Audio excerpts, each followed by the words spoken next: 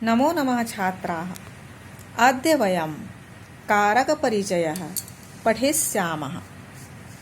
प्यारे बच्चों, आप लोगों ने वचन, विभक्ति और लिंग एवं पुरुष के बारे में जानते हैं।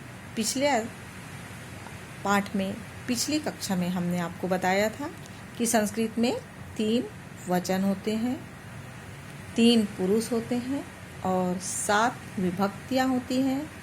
इन 7 विभक्तियों के साथ सर्वनाम और संज्ञा शब्दों की शब्द रूप या कारक रचना। इसलिए कहा जाता है कि ये तीनों वचन में और सप्तमी तक 7 विभक्ति तक इनकी रचना की जाती है, इनको लिखा जाता है, इनके रूप को बदला जाता है, रूप बदलता है इसमें। जैसे बालक बोलने से बालकः, फिर बालकम हो जाएगा, फिर बालकेन हो जाएगा। तो इस प्रकार इसका रूप बदलते रहता है, इसलिए हम इसको शब्द का रूप बोलते हैं, कारक की रचना बोलते हैं। जैसे आप लोग गाय की रचना लिखते हो तो गाय की रचना में क्या है, गाय के बारे में लिखते हो। उसी प्रकार से हम इन सर्वनाम और संज्ञा शब्द को उनके रूप में या रचना करके निर्माण करके लिखते हैं। तो मैं सबसे पहले आप लोगों को कारक में 7 विभक्तियाँ होती हैं, जिसके चिन्ह को मैं आप लोगों को बताऊंगी। प्रथमा जो करने वाला होता है, कर्ता, उसका चिन्ह है ने। द्वितीया कर्म, जो भी वाक्य हम बोलते हैं तो उसका फल जिस पर पड़ता है वो कर्म कहलाता है। कार्य को करने का जो फल होता है वो कर्म कहलाता है, तो उसको द्वितीया में रखा गया है। तो वो होता है को। द्वितीया का चिन्ह होता है को।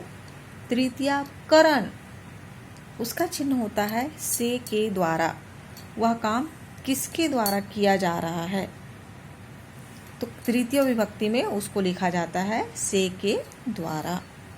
चतुर्थी, जिसको हम कहते हैं संप्रदान, हम किसी के लिए कार्य करते हैं तो उसका अर्थ होता है चतुर्थी, उसमें चिन्ह होता है के लिए।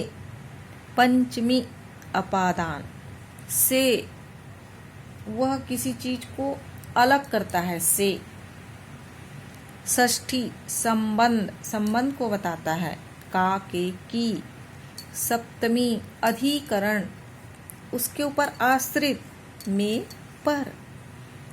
तो अब ध्यान से सुनिएगा। प्रथमा ने, द्वितीया को, तृतीया से के द्वारा, चतुर्थी के लिए, पंचमी से, षष्ठी काके की, सप्तमी अधिकरण में पर।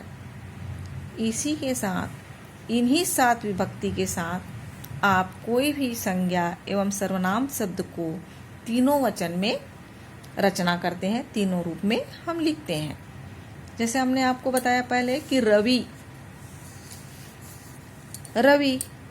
अब रवि का प्रथमा रवि, रवि रवि रवयः, रवि रवि रवयः।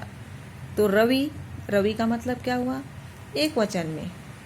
रवि ने, द्विवचन में। रवि, बड़ी की मात्रा आ रही है, मेरा उच्चारण देखना। रवि है, रवि, 2 रवि ने। रवयः, बहुत से रवियों ने, बहुत से रवि ने। इसी प्रकार द्वितीया में हम कहेंगे रविम।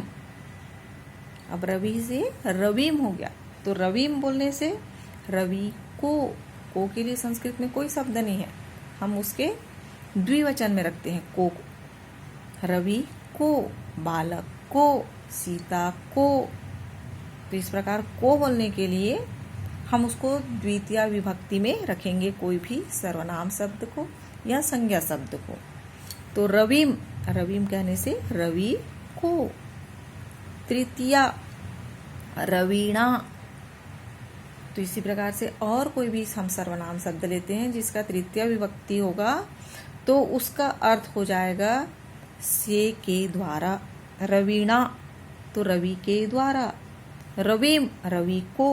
रवीणा, रवि के द्वारा। इसी प्रकार चतुर्थी विभक्ति में होगा के लिए। चतुर्थी विभक्ति का है के लिए, तो चतुर्थी में रवि शब्द का रूप होगा रवये। तो रवये, रवये बोलने से हो जाएगा रवि के लिए। फिर पंचमी में रवेह, रवेह ये हो जाएगा रवि से। फिर षष्ठी में आते हैं, फिर हो जाता है रवेह, उसका अर्थ होता है रवि का, रवि की, रवि के। फिर सप्तमी में होता है रवाओ, रवाओ, और रवाओ का अर्थ होता है रवि पर, रवि में। तो इस प्रकार कारक के साथ हमारा सर्वनाम और संज्ञा शब्द का अर्थ होता है। सर्वनाम शब्द जैसे मैं बताती हूँ आपको, सर्वनाम शब्द में है तद, अस्मद, युष्मद, इदम, एतद, यद, ये सर्वनाम शब्द हैं। इन सर्वनाम शब्दों के साथ पुरुष है, अन्य पुरुष, मध्यम पुरुष, उत्तम पुरुष। अन्य पुरुष का नाम प्रथम पुरुष भी है, हम उसको प्रथम पुरुष भी कहते हैं। तो अन्य पुरुष किसी अन्य, अन्य प्रथम, अन्य जो अपने पास उपस्थित नहीं है, जो थोड़े दूर में है, जिसके बारे में हम दो मिलकर चर्चा कर रहे हैं, वो होता है अन्य पुरुष। तो हम उसको क्या कहेंगे? वह। हिंदी में बोलेंगे तो क्या कहेंगे? वह, उनका, उसका, इनका। तो इस प्रकार से उसके लिए, किसके लिए, तो ये सब बोलने से हमको दूर का आभास हो रहा है। वह, उसका, उन्होंने। तो इसको संस्कृत में हमारा सर्वनाम शब्द है तद, जिसका रूप चलेगा सह। तद का प्रथमा होता है सह, द्वितीय होगा तौ, और बहुवचन होगा ते। सह, द्विवचन तौ और बहुवचन ते। इसमें स्त्रीलिंग होता है। महिलाओं के लिए स की जगह में हम सा का उपयोग करते हैं। सा, ते, ता। नपुंसक लिंग में हम तत्, ते, तानि। इसी प्रकार मध्यम पुरुष होता है। मध्यम पुरुष हम अपने पास, हमारे पास जो बैठे हैं, हमारे साथ में हैं, हम उनके लिए मध्यम पुरुष उपयोग करते हैं। वो हमारा मध्यम पुरुष होता है, हमारा मध्य, हमारे बीच में है वो। तो हम उसको क्या बोलते हैं? तुम, आप। तो संस्कृत में होता है युष्मद। युष्मद के लिए हो का रूप चलता है त्वम, त्वम, युवाम, यूयम। भवान और स्त्रीलिंग में बोलते हैं भवत्या। भवान माने होता है आप, भवद, भवान, भवत्या। तो इस प्रकार से ये शब्द चलता है। उसके बाद उत्तम पुरुष जो अपने लिए होता है, हम अपने बारे में, अपने लिए ही बात करते हैं, कहते हैं, वो होता है आपका उत्तम पुरुष। जैसे अस्मद, अहम, अहम मैं, अपने लिए। आवाम, हम दोनों, अपने लिए। वयम, हम सब, अपने लिए। तो इस प्रकार से वचन के हिसाब से उत्तम पुरुष में भी जो सर्वनाम शब्द होता है, जो अपने लिए उपयोग होता है, वो होता है उत्तम पुरुष। हमेशा अपने लिए, अपने बारे में बोलना है तो हम उसको उत्तम पुरुष में रखते हैं। अपने बीच में, अपने पास में, अपने साथ में है तो वो होता है मध्यम पुरुष।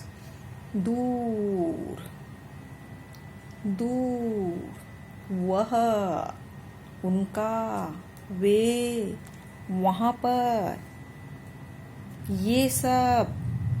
तो ऐसे बोलने से हमको आभास हो रहा है कि वो थोड़ी दूर में है, वो हमारे पास नहीं है। तो ये होता है अन्य पुरुष। तो सह, सा, तौ, ते, तत्, एतद, यद।